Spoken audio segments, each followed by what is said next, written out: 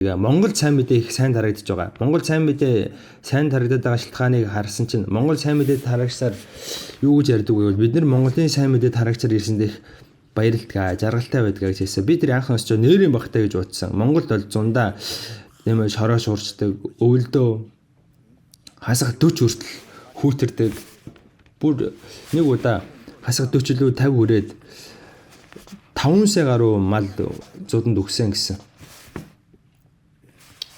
За ийм хүндрэл бэрхшээл олон байдаг. Гэхдээ тэнд байгаа сайн мэдээ тарагч нараа сайн мэдээ тараанга сайн мэдээ тарагчаар ирсэндээ баярлалтай, жаргалтай байдаг гэж хэлж байсан. Арай хэтрүүлээд байгаа юм болов уу гэж би эхэндээ боддог байсан. Гэхдээ сүүл хараад байсан чинь нэрийгээс хэлж байсан юм байлаа. Яагаад вэ? Мэдээж махбодоор бол тийм ээ тухгүй зовж зүдэрдэг. Гэхдээ сайн мэдээ тараах юм бол хүмүүс сайн хүлээж авдаг. Монголд гадуур сайн мэдээ тараах юм бол гадуур сайн мэдээ тараана гэдэг чинь гудамжаар яваа сайн мэдээ тараана гэсэн үг. За ийм семинартаа ирээрээ гэх юм бол Солонгос гэх юм бол хүн ирэх болов? Хэн ч ирэхгүй. Харин монголчууд ирдэг. Монголчууд тэр чинээгээр цагаахан, цайлхан. Бас үг сонсохоор их аврагддаг.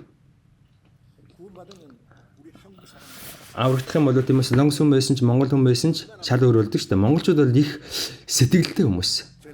Илгэсэг хүмүүс. За би Монголын сайн мэдээ тарагчаар явчаа түр ирсэн нэг хүнтэй нэг уулзж байсан. За Солонгос тэрээд хитгэн онцоод буцаад хурд ямаар байна гэдсэн. Яг л ахан дүүсийнхэн царай нүдэнд нь харагдаад байна гэд. Хитгэн онцол тийм ээ санаад байсан.